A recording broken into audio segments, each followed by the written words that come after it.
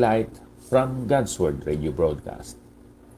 Ini nga aton nga broadcast abyan ginapatuhoy naton ini sa mga Ilonggo speaking and listening audience dira sa Hinubaan, sa Sipalay City, sa Kawayan, sa Ilog, kag dira sa Cabancalan City.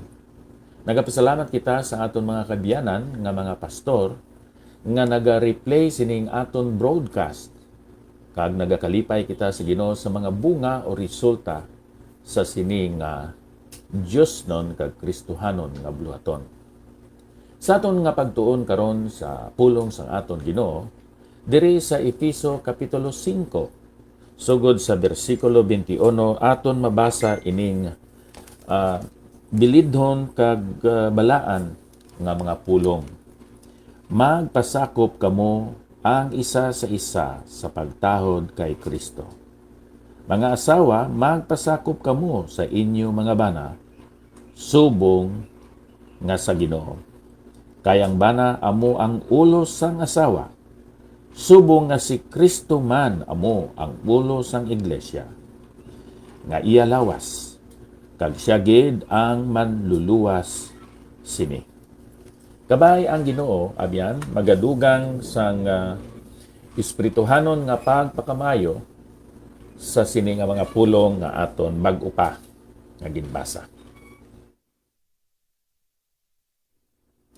Aton hambalan karon, aton tun-an, subo nga ang bana may katungdanan o responsibility sa iya kaugalingon nga asawa nga amo ang paghigugma sa asawa. Isa ka maalamon, isa ka intentional, kag mainiton nga sahi sang paghigugma sa iyang asawa. Amuman aton nga hambalan ang katungdanan sining asawa sa iya nga bana. Kag amo ina ang pagpasakop. Ining pagpasakop sang asawa sa iya kaugalingon nga bana, wala nagakaulugan nga siya inferior kung hambalan ang relasyon dira sa Dios kag sa isa kag isa. Ini nagatudlo lang sang iya nga katungdanan, sang iya nga ranggo sa pag tudlo sa Ginoo sa sining ginatawag naton pagpaagisod, pagpasunod. Halin dito sa Dios nga may nagpasakop si Ginoong Hesus. Halin dito sa kay Ginoong Hesus nagapasakop ang lalaki o ang bana. Halin dira sa lalaki o sa bana nagapasakop nga mahigugmaon nga sa kinabubuton ang iya asawa. Hindi ini pag kaugtan o kung i-react, i-response ang asawa nga may kasubo tungod kay siya nagapasakop sa iya bana. Duha ka kabangdanan abyan kung nga ang mga babae magapasakop sa ila kaugalingon nga bana. Kung aton o sisaon, nga magpasakop ang babae sa iya bana. Kay dito sa creation abyan, una gid man nga gintuga sang Dios ang lalaki. Kung sa aton hinambalan, una sa duyan ang lalaki kaysa babae.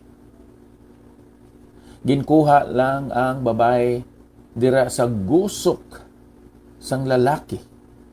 Malapit sa iya nga tagipusoon agud nga pagahigugmaon sang lalaki o kung sang bana ang iya kaugalingon nga asawa. So by virtue of creation, the husband is the head. The husband is first in rank. Ikadua, by virtue of transgression. Sa naunang Timoteo Kapitulo 2, versikulo 13, kay si Adam ginhimo sing una by virtue of creation, ugaling si Eva by virtue of transgression, verse 14, kag si Adam wala malimbungi, kundi ang babae nalimbungan kag nagmalinapason.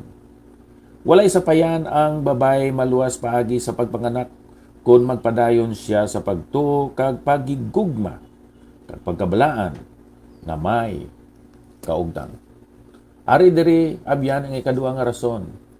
Kung imo si Saon sang ginhatag sang bitin o kon sang manog ang bunga sang kay sa pagkilala sang maayo kag indi maayo, sa matarong kag indi matarong.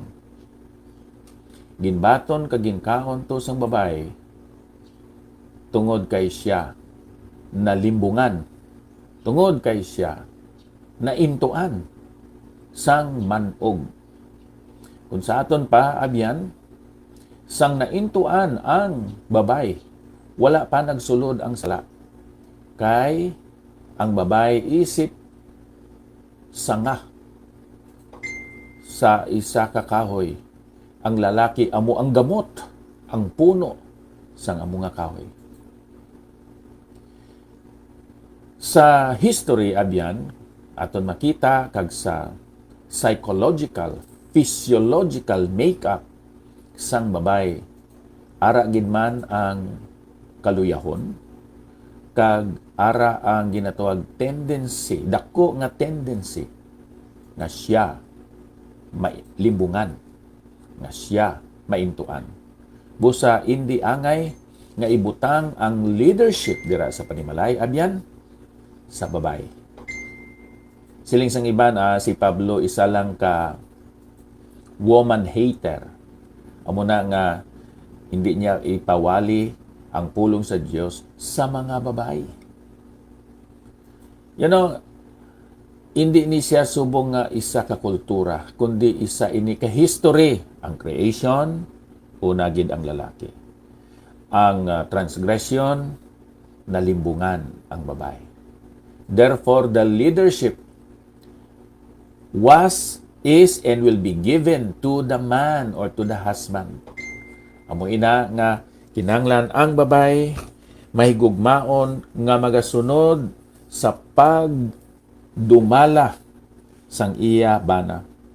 Ang babay magpasalamat sa tanan nga ginbuhat ni Kristo sa iya nga bana, kag ini para sa iya. Kung sa atong paabyan, ikaw nga asawa, magpasalamat ka nga ginluwas ang Ginoo ang imo bana sang una. Sa wala pa kamo magkilalanay, nga siya nagbuko nga mag-alagad man sa Dios, nga siya nagbantay siya kog lingon nga mangin putli kag matarong sa iya nga pagpangabuhi, agod nga imo siya maangkon subong bana. Kinahanglan ang asawa magkilala kag magbaton nga mahigugmaon sa pagpangulo sang iya bana. Kinahanglan nga ang asawa hindi magukom sa mga nahibaluan niya. Hindi mag-uyon ang bana. Sa aton pa, hindi niya supakon ang iya bana nga hindi sunod sang iya mga suggestion o kon sang iya mga suwestyon kag mga ginabuko, ginaplano. Kinahanglan nga ang last say abyan dito sa bana, hindi sa asawa. Kag sa katapusan, kinahanglan nga ang asawa magtugot nga matuman ang desisyon sang bana dira sa ila panimalay, sa pagdumala sang ila pamilya, sa pagdisiplina sang ila anak o mga anak. Kinahanglan ang word i-raise up, i-lift up, i-encourage ang posisyon sang bana kag itudlo ini sa anak o sa ila mga kabataan nga magrespeto sila sa ila amay nga pinaagi sa pagtahod sang ila iloy kag ikaw inaabyan nga babay. Ang mga bata magasunod sa sinang batasan nga may respeto, may pagtahod, may pagsunod, may pagpasakop sa mga tao nga ara sa authority. Kag inaabyan nga batasan, ila na ginatun-an sa inyo panimalay. Kabay pa kung tani nga ini nga minsay, maghatag sa imo sang katinaw o kung kasanag kapawa sa imo pag amuma, pagpangabuhi, kaupod sa imo nga bana, o kung kaupod man sa imo asawa, dara sa inyo panimalay. Ang mga kabataan maghugop, maghiusa, magkalipay, nga nagahigugma, nagapasakop, nagasunod sa ila mga ginikanan dira sa inyo panimalay. Diyos nga balahan, salamat sang imo disenyo sa pamilya. Salamat sang madamo nga mga bersikulo nga nagatudlo na nungod sang paghigugma kag sang pagsunod o kung sa paidalom pagpasakop dira sa pamilya. Giyay kami sa amon mga plano, ang mga desisyon na buhaton karon sa sini nga adlaw. In Jesus' name, kamay pa. Abyan madamo gid nga salamat sa inyo nga pagsunod sining aton kada adlaw nga programa. Akon nga greet kag pagpangamusta sa aton mga kaabyanan nga tan-aw kag nagapamati sini karon segment sang aton nga pagtuon sang pulong sa aton Ginoo. Sa kayo si Junesa, Pastor Ronnie Calvis Catanos, Nervy Ging, Alico Garganyan, Pastor Ransam Bangrain, Norman Samiliano, Roslyn Kabuga, Winaluz Tubog Viola, Neil Gonzaga, and Sam Piscadilla.